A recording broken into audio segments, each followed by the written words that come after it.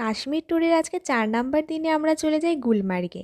গাড়ি থেকে নেমে কিছুটা হেঁটেই আমরা পৌঁছে যাই গন্ডোলা রাইডের সামনে। আর এখানে দেখে প্রচণ্ড লাইন, যেহেতু অনেক ট্যুরিস্ট এসেছে এইবার, তাই লাইনটা প্রায় অনেকটাই বড় ছিল।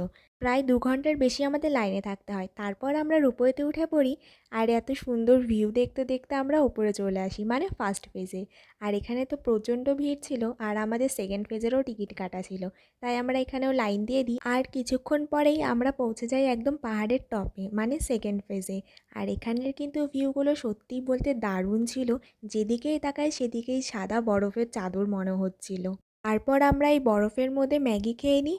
আর এই বরফের মধ্যে কিন্তু আমরা দারুণ মজা করেছি। তারপর আমরা চলে আসি ফার্স্ট ফেজে। ফার্স্ট ফেজে এসে আমরা একটু স্কেটিং করবো ভাবলাম, তাই এখানে শু পরে নিচ্ছিলাম। এখন যেহেতু রোদটাও চলে গেছে আর বিকালের দিক, তাই একটু ঠান্ডাই লাগছিল। আর আজকের ভিডিও এত অবধি। ভিডিওটা ভালো লাগলে লাইক, শেয়ার, কমেন্ট আর চ্যানেলটা সাবস্ক্রাইব করে দিও। বাই।